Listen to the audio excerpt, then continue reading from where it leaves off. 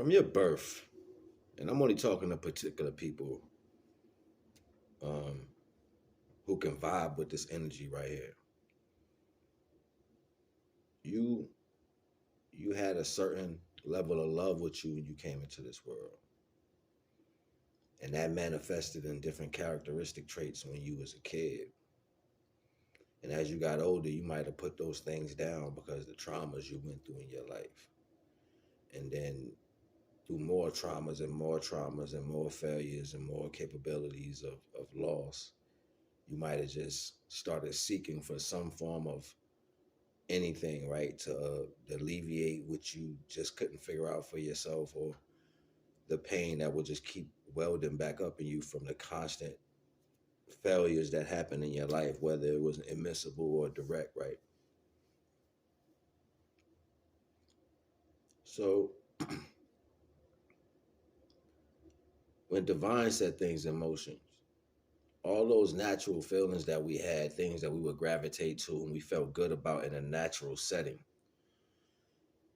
nature, naturally built, you know what I'm saying, a nature setting where you got what you need, your food, your water, you can rest, you got community, you know what I'm saying, you got all that together under the divine law and rule. Then all the things that we like to partake in, things that we do like smoking weed, playing music, dancing, meditations for long hours, which is etched in stone, would be different under that jurisdiction, right? You wouldn't have to be so aware of your surroundings because you're comfortable. You're so comfortable, you're just living in a height. Now, when it's demonized in a mentality or a format, we have to keep in mind there were different structures before other things took place where you didn't have to say where you needed police or you needed to protect yourself from another person that looked like you, or even the ideology of crime aspect at different times and periods of existence wasn't even a factor. Why wasn't that even a factor? Why wasn't it known to these creations of divine? Because they're living under divine law. They're living under divine jurisdiction. They're living under divine pretense for their accomplishments.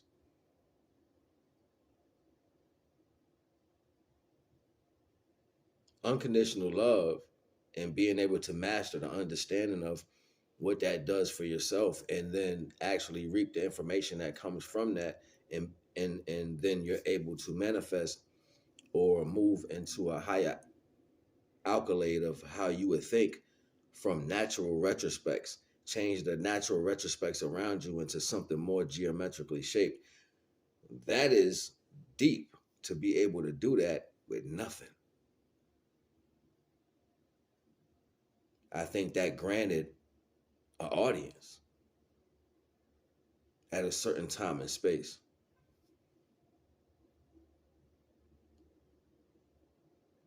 We don't give ourselves enough credit to look at the diluted version around the world of what the capabilities of going inside yourself allowed the world to do.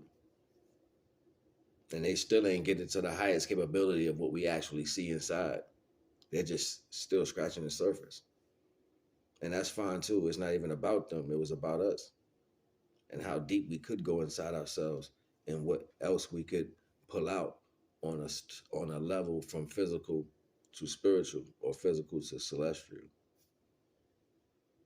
Being granted the option or the idealism to even think in that pattern and deal with those wavelengths, to be able to connect to that as an individual person and then actually teach something, is granted in itself. The conversation between that is granted in itself. But to bring disillusion to that and manipulation to that concept, confuse it, distort it, rewrite it, displace it, and put it back in your face is the reason why so many people just call on what they think they know.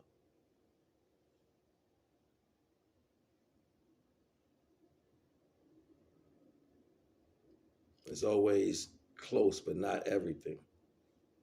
And then you gotta wait. And then you gotta wait. Be patient. Wait. That don't even sound right when you the light. You're supposed to know that. That's the part that you're waiting on. You waiting to know. You're supposed to know that for yourself if it's coming from you. Because you're doing the work to manifest that. And that's what's granted. Inner work. Look, I ain't gonna even hold you, yo. NAGA.